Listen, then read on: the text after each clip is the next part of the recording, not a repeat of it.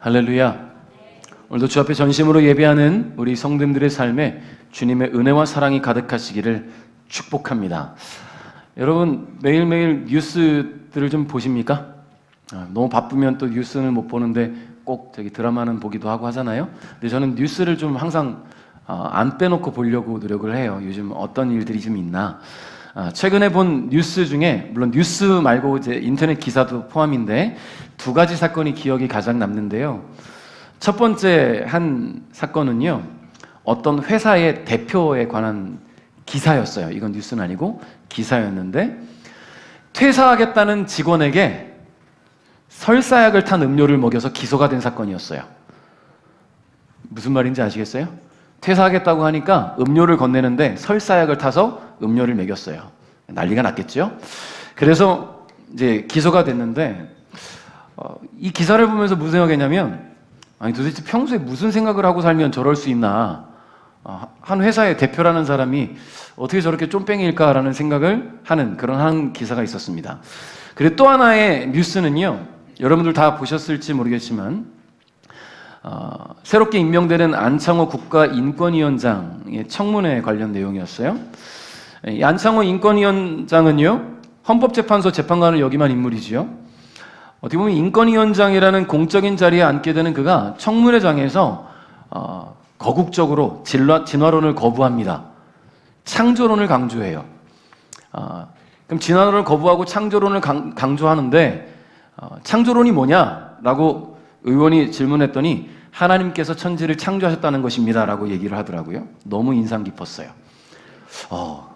이제까지 믿는 사람들 많이 봤지만 공적인 자리에서, 저렇게 청문회 자리에서 저렇게 대놓고 창조론을 강조하고 하나님을 얘기하는 사람은 처음이라고 생각이 됩니다. 또 이 안 위원장은요, 동성애와 포괄적 차별금지법을 반대하는 입장을 밝혔습니다. 어떻게 보면 안 믿는 사람들의 입장에서, 아니 인권위원장이라는 사람이 성소수자들의 인권을 무시하겠다는 발언인 것처럼 느껴지잖아요.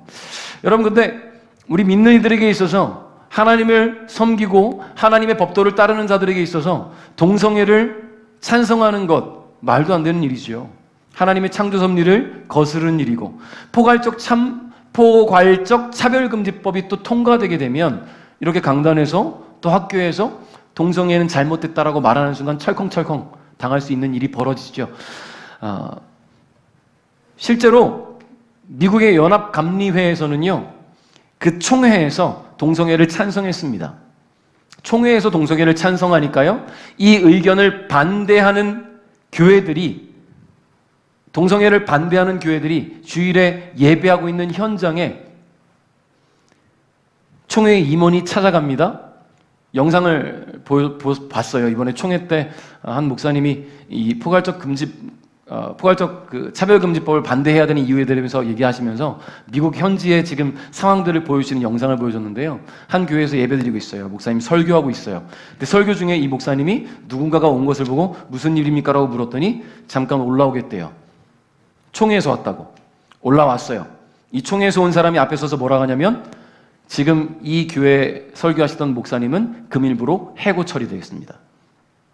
강단에서 예배 중에, 인터넷 생중계되고 예배 중에 이 목사님은 우리와 뜻이 다르기 때문에 면직 처리됐습니다. 다음 주에 다른 목사님을 파송하겠습니다 라는 얘기를 하더라고요. 동성애를 반대했다는 이유로 수많은 사람들과 함께 예배하는 그 현장에서 해고 처리되는 일들이 벌어지고 있어요. 여러분, 우리는 옳고 그름이 뭔지 알아요. 동성애가 잘못됐다는 것을 알아요. 분명히 잘못된 것입니다. 그래서 이것들이, 이 포괄적 차별금지법이 통과되면 안 된다고 우리는 믿고, 그리고 우리는 기도해야 될 일들을 감당해야 된다는 것이죠. 그래서 우리 대한민국에서도 지금 한국교회가 함께 기도하려고 합니다. 10월 27일에 연합예배를 드린대요. 광화문 광장에서, 광화문 일대에서 2만 성도 모여서 함께 예배드릴 계획을 세우고 있습니다. 종교개혁주일에 맞춰서요. 물론 우리가 원주에서 거기까지 갈 수는 없어요. 근데 우리 함께 기도하는 마음으로 동참했으면 좋겠습니다. 이 예배를 통해서 마약과 동성애, 중독의 문제, 차별금지법 등 각종 반인륜적, 반성경적 법률 제정의 시도와 저출생 고령화, 그리고 경제의 동력 상실, 이런 것들을 위해서 함께 기도하고 함께 주님 앞에 간구하자는 거예요. 함께 그 자리에 동참하지 못할지언정 우리가 같은 마음으로 기도하고 함께 예배하는 그런 일들이 되어져야 될 줄 믿습니다. 어떻게 보면 가장 악한 때를 살아가고 있진 않나 그런 생각이 들어요. 잘못된 걸 잘못했다 말할 수 없는 때가 얼마나 악한 때입니까? 여러분 함께 기도해야 될 줄라고 생각하고 함께 기도해 주시기를 간절히 소망합니다. 우리가 사는 삶의 이야기들을 볼 때마다 이 뉴스를 접할 때마다 상식과 비상식이 뒤섞여 있는 이슈들을 보게 되죠. 그럴 때마다 하나님의 은혜와 사랑 그리고 예수 그리스도의 십자가의 복음이 상식이 되는 세상이 되도록 우리가 더욱 기도하고 복음 전하는 일에 수고해야 된다는 그런 생각을 하게 됩니다. 오늘 본문에는 상식으로는 도무지 이해할 수 없는 커다란 기근을 만났음에도 불구하고 두려움도 주저함도 없이 자신이 해야 할 일을 해내는 요셉의 모습을 우리가 보게 됩니다. 요셉은 애굽 왕 바로의 꿈을 해석해 줌으로써 애굽의 총리가 되어서 바로의 꿈에서 예고된 바와 같이 애굽을 비롯한 온 세상에 불어온 큰 풍년과 또 그 풍년에 대한 기억이 하나도 떠오르지 않을 만큼 고통스러운 흉년을 맞이하게 될 것들을 이제 준비하게 되지요. 요셉은 자신의 형들에 의해서 애굽의 노예로 팔려오게 된 것부터 이 현재의 상황까지의 모든 것들이 하나님의 구원 계획의 일환이라는 것을 알고 또 믿었습니다. 그리고 하나님께 주신 지혜로 애굽을 통치해 왔어요. 애굽 왕은 요셉에게 나라를 총괄하여 다스릴 수 있는 권한을 주었지요. 요셉은 그 권한으로 이 애굽을 직접 통치했습니다. 다스렸어요. 자, 그럼 여러분들이 만약에 그런 권한을 갖게 된다면 여러분 제일 먼저 뭘 하고 싶으십니까? 그런 통치의 권한이 나에게 주어졌다. 여러분들이 그런 권한을 지금 갖게 됐다면 집부터 이사 가고 큰 집으로 맛있는 걸 일단 딱 쟁여놓고 해야 되겠죠. 사람마다 누구나 내가 꿈꾸는 어떤 부와 명예가 있다고 한다면 그런 권력이 있다고 한다면 이루고 싶어 하는 것들이 분명히 있을 거예요. 근데 요셉은요 다른 게 없었어요. 왜냐하면 그에게는 오직 하나님의 말씀만 있었어요.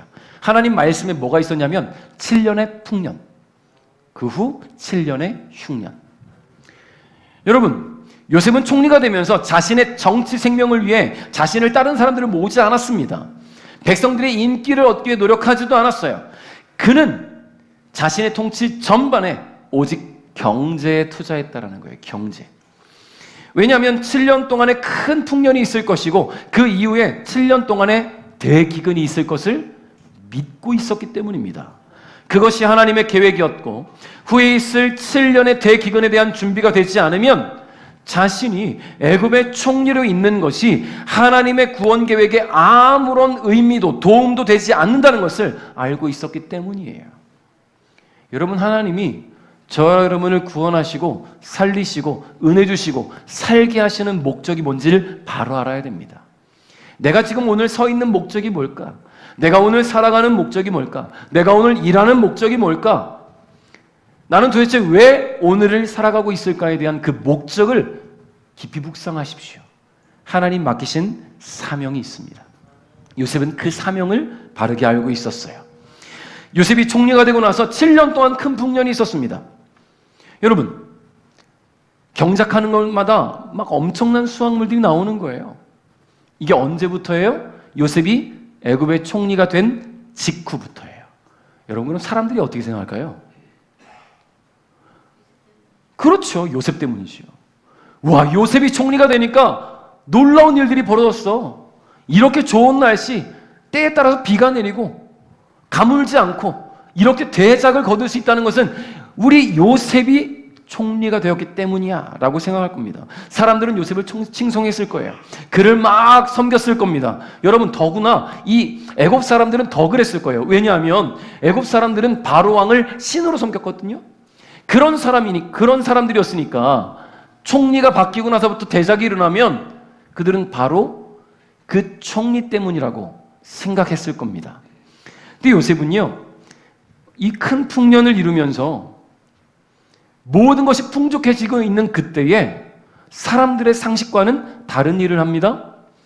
여러분 어떻게 보통 일반적으로 큰 풍년을 맞이하고 많은 수확물들을 거둬들이면 어떻게 할까요? 이것들을 열심히 팔아야죠.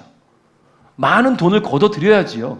내가 먹고 살기 충분할 만큼 돈을 갖고 와야 그걸로 다른 식료품도 사고 가축도 사고 또 더 큰 땅을 사고 막 이렇게 할 거 아닙니까? 돈을 벌어야 된단 말이에요. 그런데 요셉은 뭐 했어요?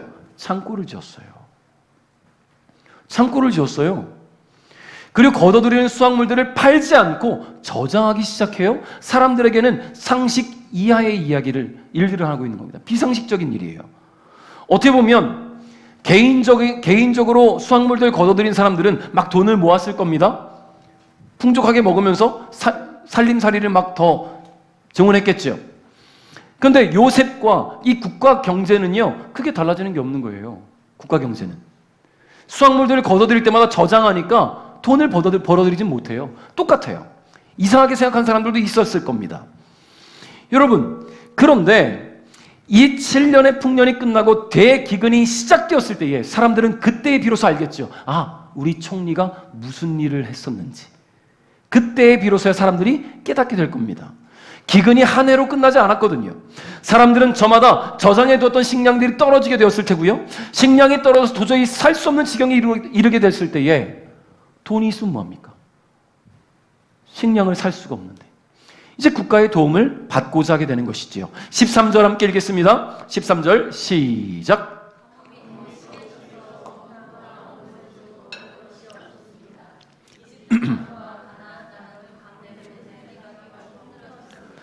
아멘. 자, 애굽을 비롯한 온 땅이 기근으로 죽음의 땅으로 변해가고 있었어요. 죽음의 땅. 여러분, 애굽의 젖줄 나일강이 말라버리지 않는다면 말라버리지 않죠. 워낙 거대한 강이니까. 어떻게든 농사를 지어서 수확할 수 있지 않을까 싶기도 한데요. 이것은 단순한 가뭄 문제가 아니었어요. 나일강을 끌어다 농사를 지어도 기근은 막을 수가 없어요. 왜 그럴까요? 아니, 물만 잘 되면 되는 거 아닐까요? 아니에요. 그래요. 하나님이 계획하신 거니까. 하나님이 계획하신 거니까. 하나님의 계획은 사람의 방법으로 막아낼 수가 없어요. 하나님께서 계획하신 기근이었기 때문에 아무리 농사를 지어도 아무리 나일강에서 물을 끌어대도 수확물을 걷어낼 수가 없는 거예요. 왜냐하면 땅이 죽음의 땅으로 바뀌어가고 있었기 때문입니다. 땅이 생명을 잃게 되니까 그 땅을 삶의 터전으로 삼고 살아가는 사람들 역시 생명을 잃게 되겠죠. 7년 동안 돈을 많이 벌었을 텐데요. 이제 식량 떨어지니까 그걸로 식량 살려고 해보니까 식량이 없어요. 처음에 걷어들였을 때 자신들도 창고에 걷어들여 놨으면 이런 문제는 없겠지만 생각을 못했죠. 이제 그 돈으로 뭐 하겠습니까? 벌어들인 돈으로. 먹을 거 사야 됩니다. 살림살이 지금 의미 없어요. 먹을 거밖에 없어요. 먹을 거. 우리 가끔 그런 영화나 드라마들 보잖아요. 좀비가 창궐한 세상, 대재난의 세상. 여러분, 대지진이 일어나고 대재난 상황이 벌어지면 돈 있으면 뭐합니까? 먹을 게 중요하지. 그 먹을 것 때문에 사람들이 강탈하고 남의 것을 빼앗고 죽이는 일들이 벌어지지 않겠어요? 먹을 게 가장 중요하잖아요. 열심히 쟁여놓으십시오.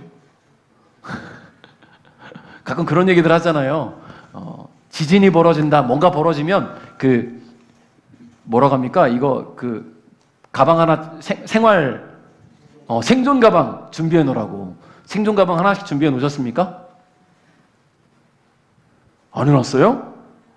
해야지요. 저도 안 해놨어요. 아유, 하나님의 때가 돼서 기근이 오고 재난이 오면 하나님의 뜻대로 가야 되겠다라는 생각을 할 뿐, 여러분, 그런데 그런 일들을 하잖아요. 생존 가방에 뭘 준비하겠습니까? 먹을 거 준비해야 돼요. 다른 게 아니라. 여러분, 이 사람들은 준비 못했어요. 먹을 거를 하나도 준비 못했습니다. 그러니까 돈은 있는데 굶어 죽어야 되는 거예요. 돈은 있는데. 온 땅 어디에도 먹을 것이 없습니다. 이집트 땅과 가나안 땅은 이 가뭄 때문에 살기가 힘들어졌어요. 그때 사람들이 누굴 찾아왔을까요? 요셉을 찾아오기 시작합니다. 14절 읽겠습니다. 시작.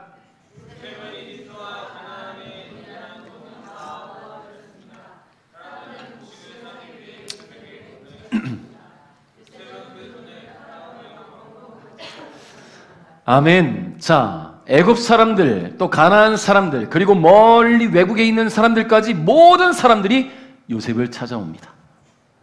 왜 요셉을 찾았겠어요? 식량 때문이죠. 먹을 것 때문에. 근데 좀 이상하죠? 보통 이렇게 큰 일이면 총리가 직접 관리합니까? 부서를 만들겠죠. 그리고 부서에 본인이 직속 상관이 돼서 명령을 내리고 이제 돈을 얼마를 받고 얼마를 팔고 관리하게 할 겁니다. 부서를 운영하겠지요. 근데 지금 이 요셉은요, 직접 관리하고 있어요. 직접. 여러분, 만일에 이런 생각을 해봐요. 요셉이 창고를 짓고 나서 부서를 세우고 관리자들을 세웠다면 무슨 일이 있었을까라는 생각을 해봤어요. 삥땅 치는 일들이 생겼겠지요. 뒷돈 받는 사람들이 생겼을 겁니다. 온전히 식량을 저장하지 않고 곡물을 조금씩 빼돌려서 단대 팔아서 자신들의 주머니를 채우는 사람들이 분명히 있었을 거라는 거예요. 왜냐하면 그들의 입장에서 요셉의 말은 비상식적인 일이거든요. 아니, 이렇게 수많은 곡식을 이 큰 창고에 왜 저장해놔? 계속 풍년인데, 한 해, 두 해도 아니고 7년 동안 풍년이 계속되고 있는데 이걸 왜 계속 저장하고 있을까? 이해할 수 없으니까요. 그러니 요셉은 직접 관리할 수밖에 없었던 것이죠. 왜냐하면 이 7년 풍년 이후에 7년의 대기근에 대한 믿음은 오직 요셉에게밖에 없었어요. 요셉은 식량을 구하고자 하는 사람들에게 돈을 받고 팔기 시작합니다. 사람들은 모두 요셉을 찾아와요. 요셉 말고는 자신들에게 도움을 줄 수 있는 사람이 아무도 없었어요. 심지어 애굽 왕 바로조차도 도움을 주지 못해요. 이것은 요셉만이 할 수 있는 일이에요. 그래서 요셉은요, 나라 안팎의 모든 돈을 다 긁어모읍니다. 여러분, 요셉이 긁어모은 돈은 누구 거예요? 바로왕의 것입니다. 요셉은 2인자니까요. 그 돈은 요셉 게 아니라 이제 바로왕의 거예요. 물론 식량 저장고에 관해서 바로는 아는 바가 없어요. 얼마만큼 저장되어 있는지, 얼마만큼 팔렸는지, 요셉이 얼마 받고 파는지 몰라요. 다 전권을 이임했으니까. 그러면 요셉이 거기서 자기가 얼마를 남겨도 알 수 없어요. 전혀 알 수 없어요. 그런데 오늘 성경이 뭐라고 말해요? 요셉은 식량을 팔아 번 돈을 모두 바로의 왕궁으로 가져갔대요. 모두 왕에게 바친 거예요. 왜요? 좀 챙겨도 되잖아요. 수고했으니까. 그렇지 않습니까? 여러분, 요셉이 어떤 마음으로 그 자리에까지 오게 됐는지 우리는 잊지 말아야 돼요. 하나님은 요셉과 함께 하셨는데요. 왜 그와 함께 하셨냐면 그의 정직과 성실 때문입니다. 그가 누구에게도 정직을 행하고 누구에게도 성실히 임했기 때문에 하나님은 그와 함께 하셨어요. 그래서 오늘 애굽의 총리 대신의 자리까지 오를 수 있었단 말입니다. 그는 하나님의 사람이 가져야 할 삶의 태도를 제대로 보여주고 있어요. 총리가 된 이후에도 말이지요. 여러분이 어떤 일들을 경험할 때에 내가 상상할 수 없는 위치에 오르게 된다면, 그런 자리에 가게 된다면, 그런 부를 경험하게 된다면, 그런 권력을 갖게 된다면 보통 이런 말들 하지요. 사람이 변했어 라고. 자리가 사람을 변하게 만든다는 거예요. 여러분, 그러나 믿는 우리는 변하지 말아야 될 줄 믿습니다.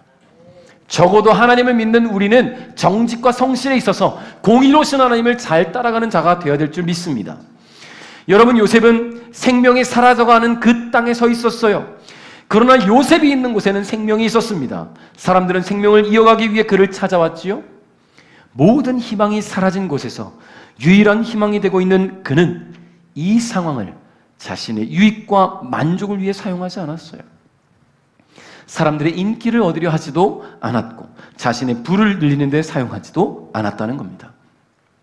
요셉은 17세 때나 노예일 때나 죄수일 때나 지금 총리가 된 이후에나 여전히 하나님의 사람이었어요.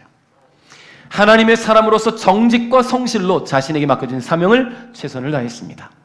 성도 여러분, 우리가 살아가고 있는 이곳, 이 땅 역시 생명이 사라져가는 땅과 같아요.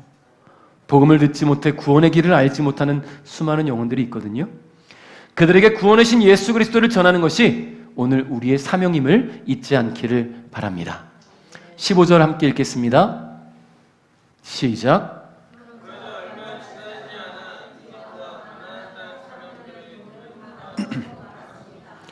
그래서 그들은 요셉에게 나아가 먹을 것을 좀 주십시오. 돈이 다 떨어졌다고 해서 총리님이 보시는 앞에서 죽을 수야 없지 않겠습니까? 하고 말했습니다. 아멘.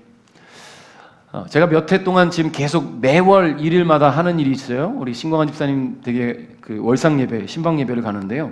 함께 예배하고 또 말씀 나누고 이렇게 오는데 권미 집사님 항상 동행하시고요. 매번 예배를 마치면 집사님께서 저한테 이런 질문을 하십니다. 매번. 목사님, 사람은 먹기 위해 삽니까? 아니면 살기 위해 먹습니까? 그럼 전 당연히 얘기하죠.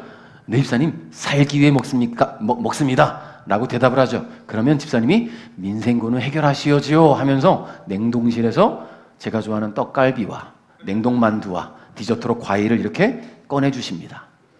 매월 일일에 예배 드릴 때마다 챙겨주셔요. 그 집에 떡갈비가 있어요. 만두가 있어요. 너무 행복해요. 자, 그래요 여러분. 사람은 살기 위해 먹습니다. 그렇죠?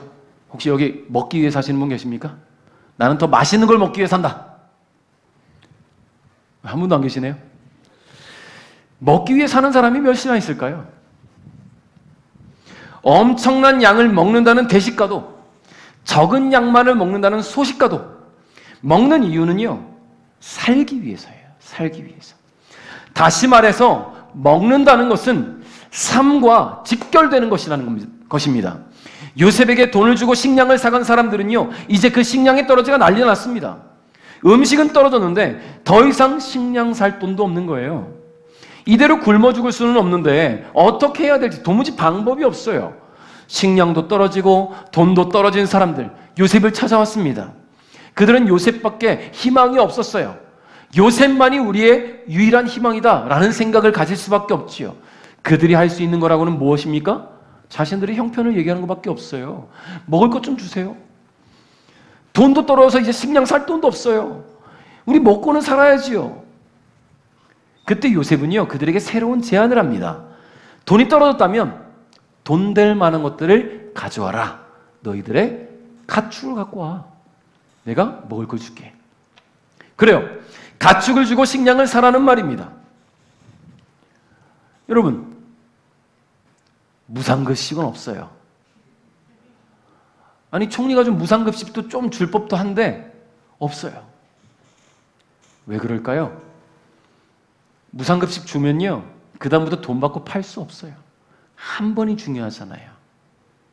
대신 요셉은 이 가축을 가져오는 사람들, 가축이 많건 적건 그 가정의 때에 따라 줍니다. 인원에 따라 줍니다. 왜냐하면 먹고 살아야 되니까. 토끼 한 마리 갖고 왔다고 해서 너는 요만큼만 가져가, 소 한 마리 갖고 와서 너는 이만큼 가져가 하지 않았어요. 요셉은 동일하게 제공합니다. 다만 공짜로 나눠주지 않는다는 거예요. 여러분, 공짜로 주면 감사가 사라지겠죠. 감사가 사라지겠죠. 여러분, 그래서 애굽에 있는 이 사람들은요, 또 가나안에 있는 사람들은 식량에 떨어져서, 돈이 떨어져서 더 이상 음식을 구할 수 없을 때 이제 자신들이 기르던 가축을 요셉에게 팔기 시작합니다. 가축을 넘기면 어떻게 보면 나중에 기근이 끝나고 나서 농사 지을 때 힘들 수밖에 없잖아요. 그럼 가축은 있어야 되는 거 아닙니까? 기근 끝나면 농사 지어야 되니까. 근데 중요한 거는요, 언제 기근이 끝날 줄 알고, 언제 기근이 끝날 줄 알고 이 가축을 데리고 있어요. 가축도 지금 굶어 죽게 생겼는데. 여러분, 굶어 죽으면 농사는 무슨 농사입니까? 그래서 사람들은 가축을 가져와서 식량을 사기 시작합니다. 근데 이게 또 문제가 있어요. 기근이 끝나질 않는 거예요, 좀처럼. 가축 가져다 팔아서 구한 식량도 영원할 수 없습니다. 18절부터 19절 한번 읽어볼게요. 시작.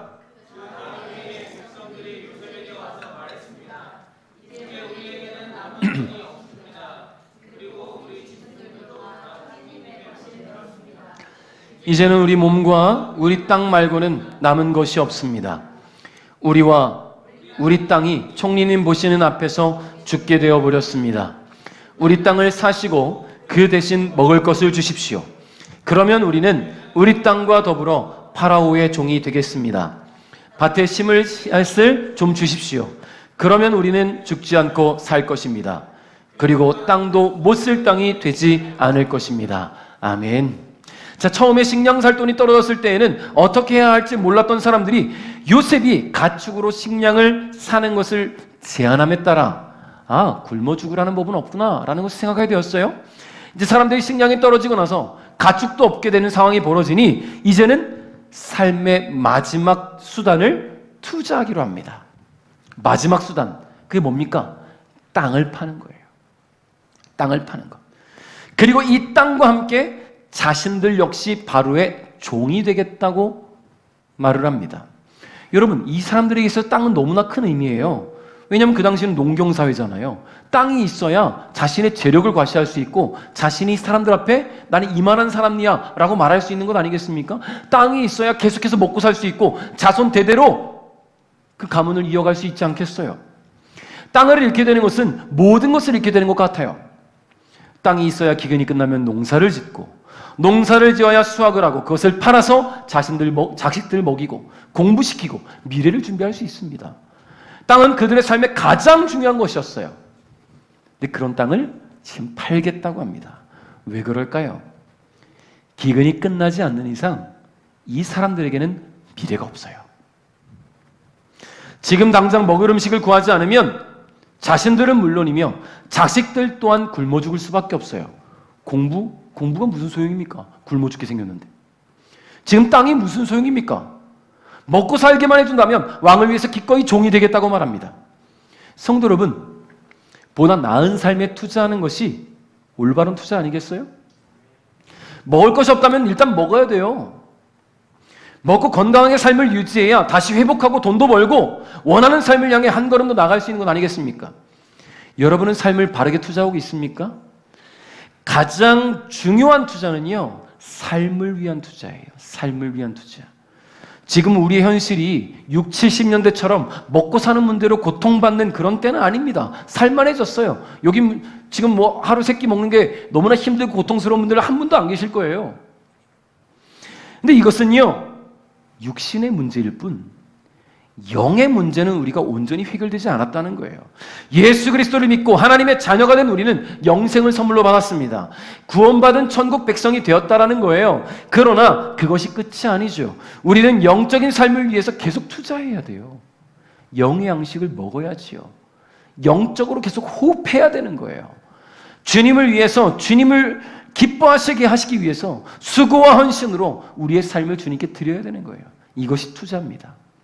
여러분, 예배하는 것으로 끝나지 않길 바라요. 헌신하십시오. 섬기십시오. 내가 주를 위해서 무엇을 할 수 있을까 노력하십시오. 복음 전하는 일에 쓰임 받으세요. 여러분의 일상에서, 직장에서, 가족들을 만날 때, 친구들을 만날 때 내가 뭘 해야 될까? 주님을 위해서. 그치? 내가 예수님 믿고 이렇게 행복한 삶을 살아가는 것 전해줘야지. 영적인 삶에 투자하세요. 영원한 삶을 위한 투자, 후회하지 않으실 겁니다. 저 믿고 한번 투자해 보십시오. 이런 투자 말고요. 영적으로 여러분의 삶을 주님께 맡겨드리는 그런 투자로 주님께 나아갈 수 있기를 주님의 이름으로 축복합니다. 23절, 24절 읽겠습니다. 시작.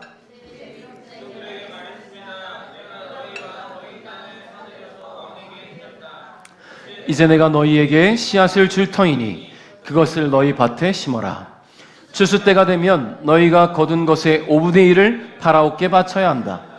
나머지 5분의 4는 너희가 가져도 좋다.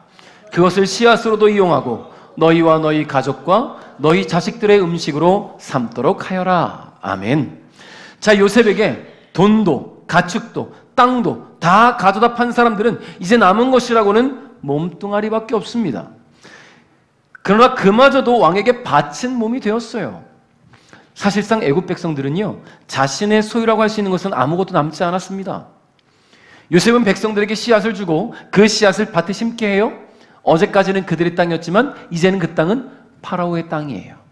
그러나 그들은 그 땅을 여전히 자신의 땅인 것처럼 경작을 합니다. 왜냐하면 경작할 수 있도록 허락을 했으니까. 대신 한 가지 조건이 붙었어요. 너희들이 추수할 때 5분의 1을 파라오에게 바쳐라. 5분에 사는 너희들이 마음대로 해. 먹든 팔든 마음대로 해. 5분의 1만 바쳐라. 여러분, 이 사람들은 어떻게 했을까요? 너무합니다. 어떻게 5분의 1을 우리가 바칩니까? 라고 했을까요? 아니죠. 감사해야죠. 먹고 살 수 있게 해줬잖아요. 굶어 죽지 않게 해줬잖아요. 자손 대대로 이어갈 수 있도록, 생을 이어갈 수 있도록, 삶을 이어갈 수 있도록 허락해줬잖아요. 그 누구도 자신들의 모든 소유를 잃게 되었다고 원망하지 않았어요. 5분의 1 바치게 되었다고 원망하지 않았어요. 불평하지 않았어요. 모든 것을 다 가져간 이 요셉을 미워하는 사람도 없어요. 그들은 오히려 요셉에게 감사합니다. 25절 읽어봅시다. 25절 읽겠습니다. 시작.